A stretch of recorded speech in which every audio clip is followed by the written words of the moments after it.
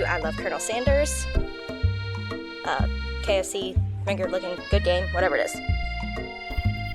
Alright, you meet up with your bestie in front of the school.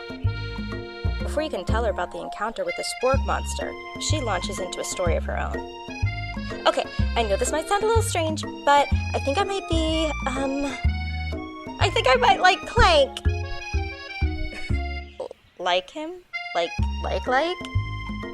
I know, it sounds like it's moving too fast, but there's something about him. I like him. Like him. We get to talking after class, and he's actually a totally sweet guy. Not only that, but he's really smart. He told me all kinds of stories about Colonel Sanders. Did you know that Colonel Sanders was the most popular kid in his high school? No, but that does make complete sense. Yeah, but he was so popular that he was voted prom king at a school he didn't even go to, and also the convertible that he himself rode in at the front of the homecoming parade. He was also the convertible that he himself rode in. What? I'm thinking maybe something got lost in pressure cooker language translation there. Either way, maybe it'd be best if you took it slow with this new boy, like I am with Colonel Sanders. You and Colonel Sanders? The coolest guy in school? The most famous student to ever attend University of Cooking School Academy for Learning? You're a thing now? We definitely connected yesterday. Sure you did. You're great. Why wouldn't he be into you, I guess? Damn. That's harsh.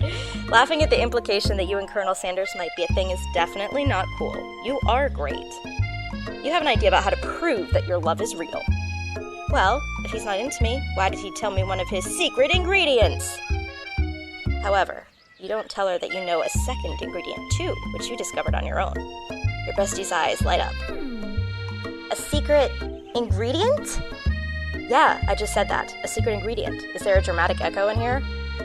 Miriam checks to make sure you're alone before continuing. So this summer, while I was on vacation with my family, a lovely man approached me in the botanical garden where I was wandering. This can't be good. He told me all about his passion for spices. Secret spices. The man even gave me some to show me what he meant. He said it was a powder created from super duper rare dried flower petals, and that if I did him a big favor, I could have some of my own. Please, Miriam, don't tell me. So I filled my suitcase with them and brought them home. It's like cocaine. He was so nice, he even met me at the gate when I arrived.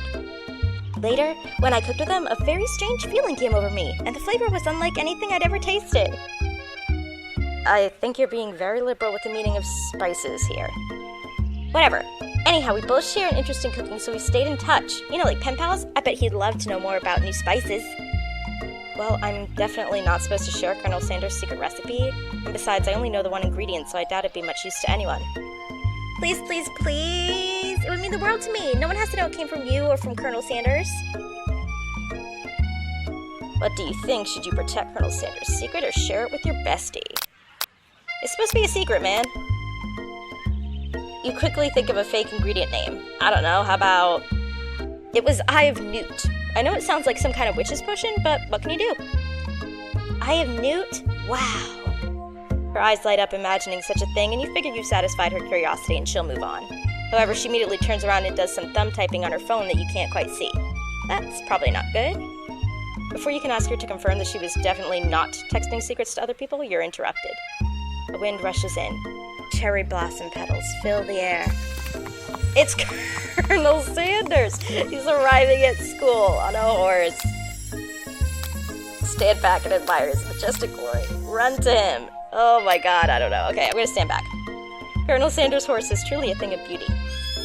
Without ever acknowledging that he's being watched, he does a short horse dance before dismounting with a flourish. He then slaps the beautiful creature gently on its rear, sending it running free into the countryside. You are so struck by the sight of him that you lose the ability to speak coherently. Oh, I didn't realize anyone was watching. Don't worry, he knows his way home. You attempt to compliment Colonel Sanders, but the words don't come out exactly right. What a horseful beaut you have! What a horseful beaut you have. Dang it, that's what I just said. Being a good friend, Miriam attempts to cover for you. Oh, Bethany just gets really nervous around people they like. But this is not helping. They got food poisoning and we're up all night. It was gruesome. You should have seen it. She gives you a wink and a smile as if to say, situation handled. Can't blame a girl for trying. And with that, Colonel Sanders disappears into the school, leaving you and Miriam to follow. When you enter the classroom, you can see your two rivals, Ashley and Van Van, are doing something bad. By the way they're hiding, you know it must be really bad. Like counterfeiting recipes bad, experimenting with restricted ingredients bad, summoning a demon bad? You try and get a peek over Van Van's hulking shoulders. But he sees you coming. Whoa there, little one. I'm not sure you're ready to handle this. Why don't you make like a bee and mind your own wax, honey? Tell him to stop acting immature. You immediately dress the rivals down for their immature behavior. Culinary school is to be respected. This kind of nonsense is a waste of everyone's time. Now you've upset them. Oh no. Oh, and you're the emperor of cooking, are you? You make the rules? I'm not sure you'd know a good meal if it ate you. Being the best chef in the world takes more than just culinary skills. It takes creativity. It takes panache. And it doesn't hurt to use a little evil. You finally get a look at what they were hiding and you instantly recognize it. It's a book, just like the one you found after your encounter with the Spork monster. That's the same book that I found last night in the quad. Ashley immediately elbows Van Van, who hides the book behind his back. I don't know what you're talking about. That book is a family heirloom and its contents are secret. You notice that they haven't just been setting the book. They've got Pop pinned to the wall and they're tossing potato skins at him as he tries to catch them in his mouth. We're playing! Oh, poor Pop. Before you can dig in any further, you're interrupted by the arrival of more students. It's time for class. Beep beep. Clank must be running late. He's in such a hurry, he rolls right over Van Van's meaty foot. Hey, watch it, you bucket of bolts. You watch how you talk to him. He didn't do anything. Bzz, womp. Who do you think you're talking to? I've never heard such language, not even from a stand mixer. Womp womp. No, your mother was a stand mixer. Van Van jumps to attack Clank, but Clank shocks Van Van, sending him flying across the room. Protect me, Colonel Sanders! These crazed men are about to come to blows. I think it must be over me, but I'm not interested in either of them. Ashley's tone has completely changed in an instant. She bats her eyelashes at Colonel Sanders. Surely he must know that this is a ruse, right? Gentlemen, get a hold of yourselves. Save it for the arena, at least. Or don't. Honestly, what do I care? I've got lofty career aspirations to focus on. Maybe I can help you with your business plan. Just then, Sprinkles arrives to signal the true start of class day. He's panting, which doesn't seem abnormal. He's a professor, but he's also a dog. Students, please take your seats. Woof. I apologize for my late arrival. I spent the morning chasing a car all around town and my tiny legs are very, very tired. But I'm here now and I hope you're ready to learn. Rub his furry dog belly, he loves it. After he catches his breath, Sprinkles regains control of the class. Without further ado, we'll review the global history of my favorite fowl, the chicken. You want to pay attention to the lesson? Truly, you do. Which is why in 1776, at the signing of the Declaration of Independence, it was a chicken who first signed their name. But you can't help but daydream about Colonel Sanders, and you miss most of the important parts. Well, shit, that's not good. When you come to, Sprinkles is holding a tray of food in front of you. Well, Bethany? Naturally, this appears to you to be a sample platter. Which item do you want to sample? A dog biscuit? A pepper? A brightly colored pepper stands out from the other items. It sparkles in a most eye-catching way, so naturally you reach out, grab it, and eat it right away. However, your body is not prepared for the heat. The pepper has triggered an intense spice hallucination. It feels like forever as you trip through the universe. My friend! Ooh. This guy again? I'm here to give you an important message. Ooh. Oh, sorry. I'm dog sitting. You must avenge my death.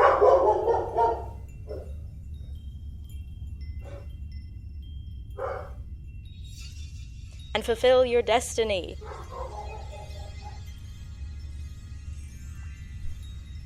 all you must do is... I was saying, to fulfill your destiny, all you must do is... Sorry, I think I've still got some spice stuck in my throat. It's fine, I'll work through. To fulfill... the prophecy! You must. You feel yourself beginning to regain consciousness. Aw, man. You come to and find everyone is staring at you. The pepper was the last of its kind on Earth, and now it's gone forever. Think to yourself, geez, I should pay better attention. We all make mistakes. I'm sure I'll forgive you. Someday. Come on, it's time for lunch. Before anyone can relax, the cafeteria lights dim, and your rivals enter to make a dramatic announcement. Today's lunch will be prepared via timed competitive cook-off. Oh wait, darn it, that wasn't Van Van. Via timed competitive cook-off. The level of theatrics with these two is off the charts. Should I do it? Bit of lunchtime competition, eh? Count me in. If I have to wipe the tables with you fools before I set my lunch down on it, then so be it. I'm not the fool, you're the fool, fool. Good one, man. I like your gumption, Bethany. I'll be watching your performance. Just as things reach a boiling point, Sprinkles steps in. Surely he'll put a stop to this madness. Now, students, please settle down. This is a lunchroom, not a sportsing court. Finally, a little sense. You breathe a sigh of relief. At least, not until we turn on the timer! Just then, a huge light blasts you in the face, flashing the words, "Timer ready." That's what I'm talking about. Woo! I stand corrected. The hard way builds solidly a foundation of confidence that cannot be swept away. And that's an original quote by me, in case anyone was wondering. I hope its message lifts you to victory. Like a diamond, I was formed under pressure, and now is my chance to shine. I will defeat you myself. You had his chicken and you made mashed potatoes and gravy on day one, and you're feeling like you can really impress him again here. It's time to boil some water for the potatoes. Fast, okay.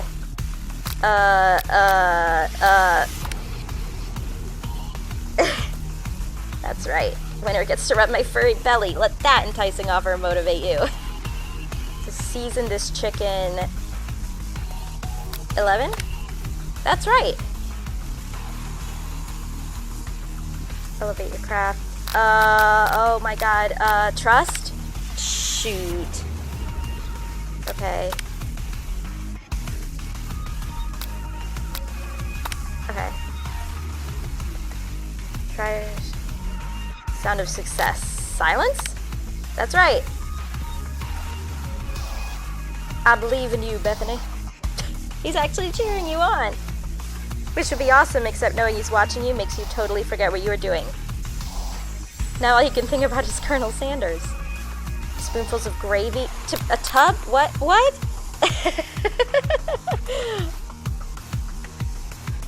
Alright, you're stranded on a desert island with only one desert cookbook. What a hunk! I know, right? You know what? Shouldn't you be focused on the challenge? You're falling behind. No! Come on! Focus! Ah, she's plating! Come on! Toss your biscuit dough into a stand mixer. As you do, the crowd gasps.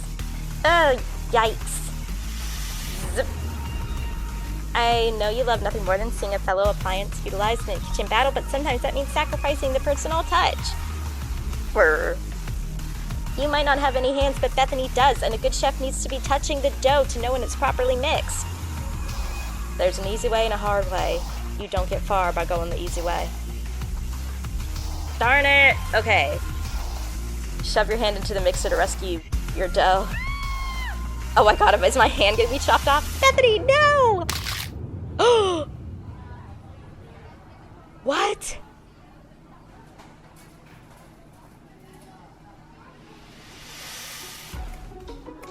Oh no. That's too bad. And here I am with a completed dish ready to serve. Surely that makes me the winner by default. No, it wouldn't be fair to compare the two on account of Bethany's injury. See, Sprinkles begin to lick his doggy chops as he logs onto the dish. But I suppose you should at least tell us what you prepared? Well, because I'm the sweetest, I skip straight to dessert. Under this white chocolate dome, you'll find a wide array of delights, taking you on a journey of flavor that tastes good and tells a story of excellence. I was going to ask Bethany to do the honor, but since you're injured, I'm afraid that pouring this creamer of delicate hot chocolate sauce might be too difficult. Colonel Sanders, if you wouldn't mind lending me your strong, steady hand. Colonel Sanders pours the hot chocolate sauce on top of the dome, causing it to melt away, revealing the ingredients hidden within. Inside you'll find delicate fried cheese croquette atop a slice of honeycomb, ice cream 2 ways, tender nugget, and pearls of blueberry gelée. Wow, that sounds so good. Colonel Sanders seems intrigued, but perhaps not impressed as he dips his finger in the chocolate sauce. Simplicity isn't your strong suit, is it, Ashley? Oh, you. As he places a sauce-covered finger into his lips, Ashley leans over and whispers something in his ear. A dab of sauce sticks to his mustache. Your rage burns so intensely within your eyes that they burst into flames.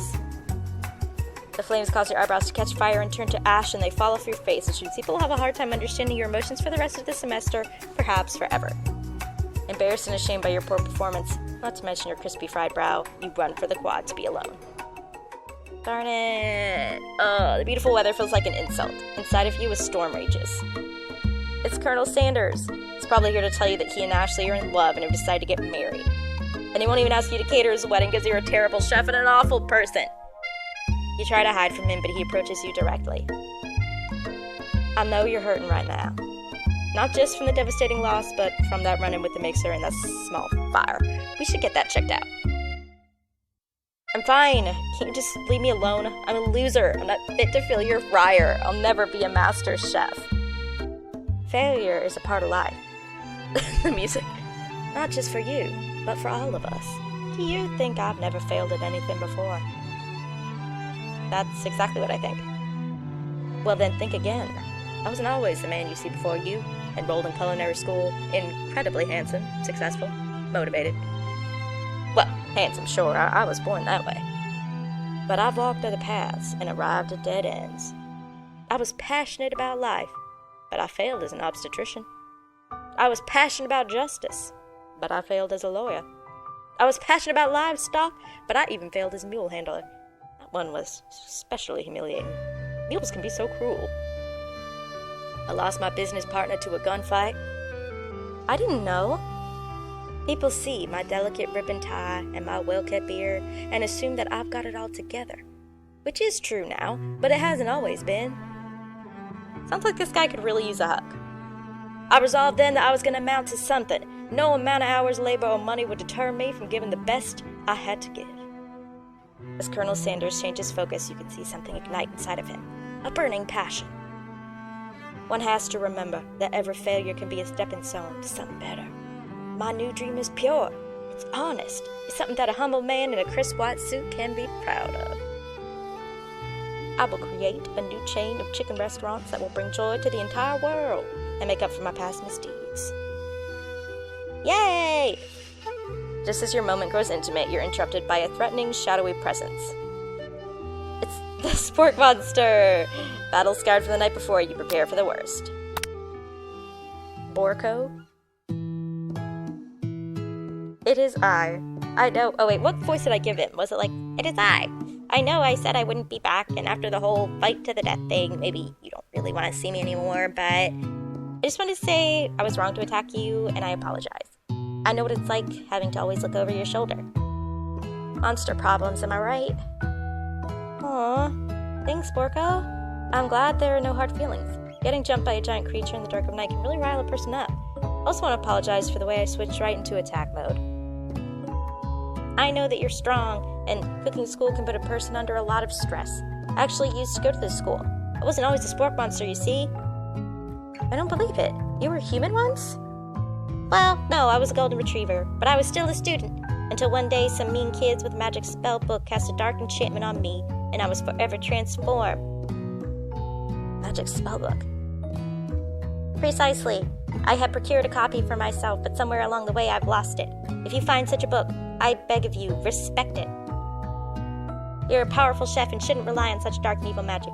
You should be protecting the innocent from those who would cheat them through sorcery and guile. If you need me, don't fear. I will be there. Sounds like there are some bad cooks in the kitchen of life. Bethany, together, I'm sure we can defeat them. Come back to my hideaway and we can discuss. A personal invite? You can't imagine what Colonel Sanders' home must be like, but it sounds like you're about to find out. Stepping inside Sanders' home, surrounded by his things, you start to feel a special bond with him.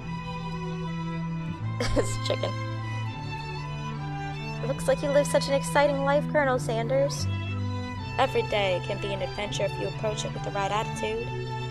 Long ago I made the decision to never stop searching, never stop working, never stop imagining. Have you been working on any recipes of your own lately? I'm always excited to talk about food with another ambitious chef. Well, there is something. It's just a side dish I've been tinkering with, trying to find the right balance of flavors and textures. I'm not sure I've nailed it yet, but I'm close. Colonel Sanders' eyes perk up, and as he starts to wonder what dish you might be describing. It's meant to pair with something spicy or something crispy. Both, perhaps? Now you got him right where you want him. Should you reveal your new creation to him or keep it a secret just for you? Let's tell him. Decide you're as ready as you'll ever be to share your original cooking with Colonel Sanders. Before you can talk yourself out of it, you decide to dive in head first. You reach into your lunch bag for a special dish you've been keeping on ice all day. I present to you my original coleslaw. This shredded cabbage dish glistens in the light of Colonel Sanders' Lux hideaway. Magnificent! Together you chow down on the creamy slaw until just a spoonful remains in the bowl. Do you mind if I hold on to the last bite? I'd like to have it around so I can admire its taste later and think back on this moment. You can offer to make him more, but he seems like a very sentimental kind of guy. Sure, why not? Please make yourself comfortable. I'll be back in just a moment. Realize that now would be the perfect time to do some snooping. Around the room are various items you can look closer at. Each item seems to radiate memories and emotions. Tap on an item to discover more about the Colonel. God, there's so many. A very realistic stuffed chicken sitting on a corner table. When you pick it up, you realize it isn't just realistic, it's real. Taxidermy? Must have been important to Colonel Sanders when it was alive. A little note clipped to the chicken's foot reads, "The true state bird of the great state of Kentucky." Okay, candle. Scented candle. Power tool. Freshly starched collar. Piece of wood floating in a lake. Summer of '69? No, it's one of the secret recipe ingredients. It's blank. What's this? A lock of silver hair is woven through the teeth of the comb. It's actually made of spun silver. Oh no, we don't have much time left. It says, "Here lie the ashes of all my past careers and business failures." Poor guy.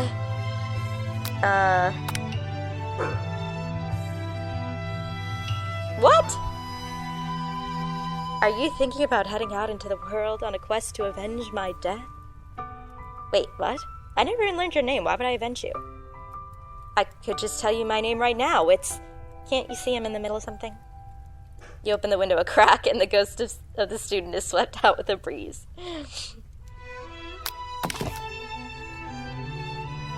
The old man who looks a bit like Colonel Sanders standing with a friend. They hold fried chicken drumsticks and appear to be cheersing them. My friend Pete. Colonel Sanders, except he's an old man visiting the pyramids of Egypt. What the heck?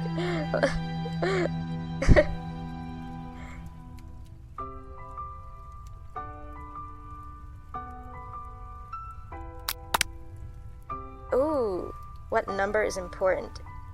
11? What does it say? Can chicken be prepared sashimi style? Okay. His white suits.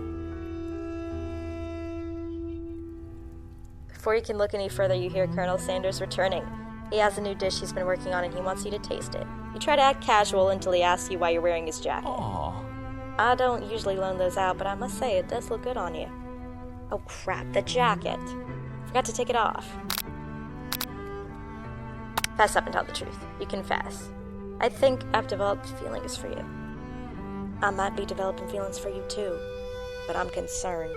I can't let anything get in the way of my dreams. Overwhelmed, you take off the jacket and run for the door.